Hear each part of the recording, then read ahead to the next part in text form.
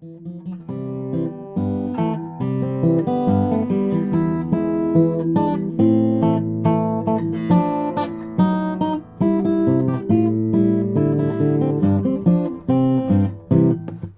guys, here we are back to our finger picking in the Jerry Snyder book. We're going to take a look at Peacherine rag today. This is one of the Scott Joplin rags.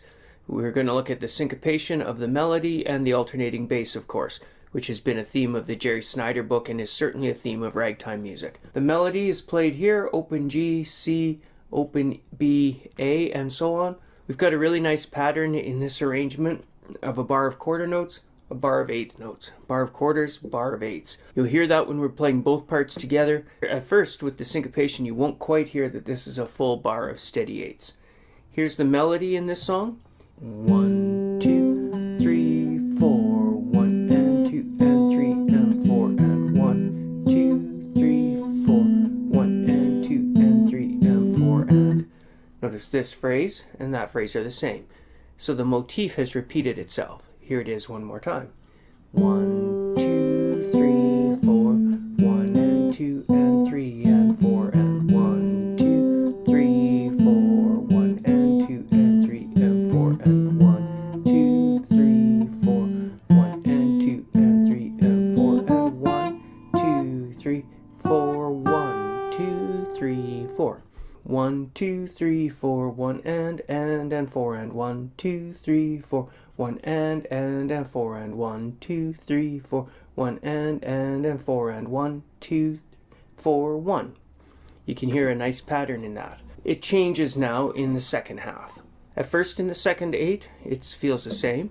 1, 2, 3, 4, 1 and 2 and 3 and 4 and. In fact, these two bars are the same as those. Now we switch on the E7. That's the major 3, lifting us up to the 6. 1, 2, 3, 4, 1, 2, 3, 4. F sharp diminished, as we've run into a lot before. In this rhythm, we get some syncopation on it. 1 and 1 and 2 and 3, 4. My spacing here isn't great. I wanted to see the C and the A separate. But this 3, this G note, should be landing right before that F. 1 and 2 and 3, 4. 1 and 2 and 3 and 4. 1. 1 and 3 and 4. Where this was 1 and 3, 4. We get an extra eighth note in here. Just a little bit of embellishment. Here's your entire melody again. 1, 2, 3, 4. 1 and 2 and 3 and 4 and 1, 2, 3, 4.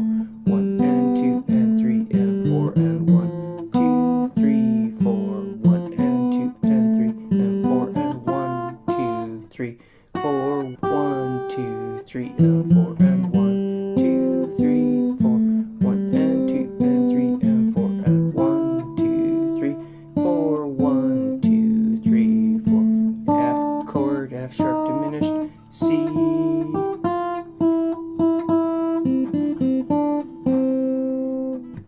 So when you're familiar with your melody, which you should get much more familiar than that, play it over and over and really get to hear it, you can run through your bass. The Snyder book has dedicated us to learning how to play from the 5th string to the 3rd. That's not something that's totally natural to me. Most of my thumb playing occupies the 5th and 4th when I'm on a C chord. This one returns to the 5 and 4, something I'm more familiar with, but which we haven't been learning in the book so much.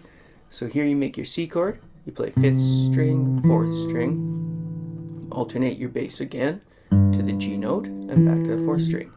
C, E, G, E, C, E, G, E. So your thumb is 5th, 4th, 6th, 4th, 5th, 4th, 6th, 4th. One more bar of C the same way. Then the G7. That'll be an open D string, the 5 of the chord, the F, the flat 7, and the G. Then the quick run as we run into this line. Back to the G7 still though. G, F, G, F. You can move your finger I'm hoping when I'm playing this to have my middle finger on the low G, my ring finger on the F. G, F, G, F, G, F, G, F. That's those 2 bars of G7. Then here we switch chords. We go from G, the D string and the G string, to a D sharp diminished. It's a D7 chord over a D sharp note, which is leading us into our C. So here's the G again. D, G, D sharp, A, E, G, G, and the run into the next bar of C. Same as the beginning. We switch to E7 right away. Here we're playing the open E up to the 3rd string as we learned before, and then the E on the 4th string. 6th string 3rd, 4th string 3rd, A minor, open A, couple of E notes on the 4th string, pause, let the melody catch the higher note. Then on the F, single F for 2 beats, F sharp for 2 beats, and we're on the C. This F sharp has been walking us up to the G note, so that'll be our first bass note. Open G, C, and then the A7 would have an open A and an open G. So let's do that line again from the E. A minor, I'm going to play that A note to keep beat. F, F sharp, G, C, A, G, D, D, G, F, C, and our little oompa at the end of the C again. Bum, bum, bum, as we saw in another song. So that's your parts. You want to get good at both of them, hear how the bass lines are walking, catch the syncopation in the melody, get familiar with both, and then put them together. You can use a song like this for an exercise, as I would be doing here, or you can add it to your repertoire. Make it something polished that you can pull out by memory anytime you want for your friends or for any performance. I haven't done that as I'm just walking you through the book, so I'm not going to get this all the way up to speed, I don't think. First I'm going to do it really slowly here, and then maybe at about 75% speed. You will want it faster in the end. So here's a slow version. 1, 2, and 3, 4. 1, 2, 3, 4. 1 and 2 and 3 and 4. And 1, 2, 3, 4. 1 and 2 and 3 and 4. And 1, 2, 3, 4. 1 and 2 and 3 and 4. And 1, 2, 3, 4.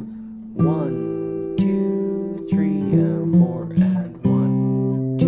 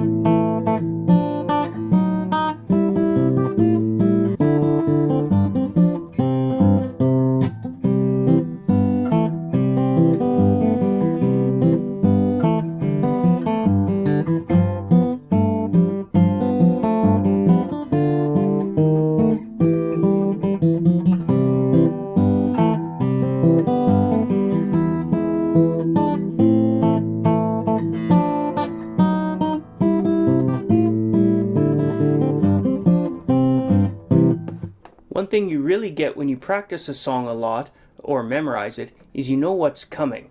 It's not just that you get better at certain movements, but you get better at predicting what you're going to see next and you're not caught by surprise. As you can probably hear, I'm still getting caught by surprise in a few of these bars. Hopefully you won't be after a little bit of extra practice. Take her easy, guys. See you later.